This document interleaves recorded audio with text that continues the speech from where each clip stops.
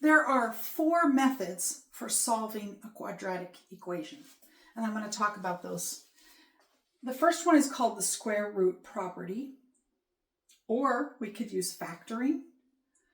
Third is the quadratic formula, and finally graphically. By using a graphing calculator, you can graph the quadratic function and see where it crosses the x-axis.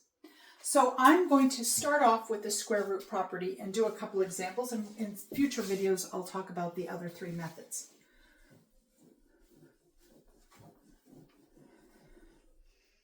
So the first example that I want to look at is 3x squared equals 12. And then another example would be 2 times x plus 1 squared equals 14. So these 2 quadratic equations are ideal for using the square root property. You'll notice that if I factor out the common factor of 3 here, so I'm going to divide both sides by 3, this original equation is equivalent to x squared equal 4. And because both sides of the equation are a perfect square, or at least one side is, it is ideal and the other side is a constant. It works, the square root property works well. And what is the square root property? That just says that if you have an equation where 2 sides are equal, you can take the square root of each side and still have an equivalent equation. So that's what I'm going to do. I don't want to change the equation, but as long as I do the same thing to both sides, I have an equivalent equation.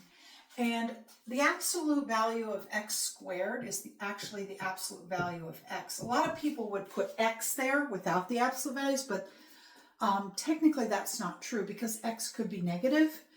And we don't want x to be negative because we have a square root here, and square roots cannot be negative. So you need the absolute values.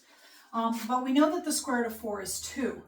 Now what does this mean? If the absolute value of x equals 2, that just means that x could equal 2 or x could equal negative 2, right? Because if I take the absolute value of negative 2, I get 2.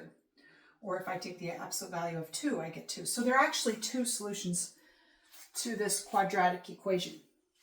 Now let's look at another example where we use the square root property. Again, I want to get rid of the common factors. So I'm going to divide both sides of the equation by 2. And that preserves the equality. And now I have a perfect square. And on the other side, I have a constant. And again, this is ideal for using the square root property. So I'm going to take the square root of both sides. And that gives me the absolute value of x plus 1 equals the square root of 7. And this just means that x plus 1 is either equal to the square root of 7 or x plus 1 is equal to negative square root of 7.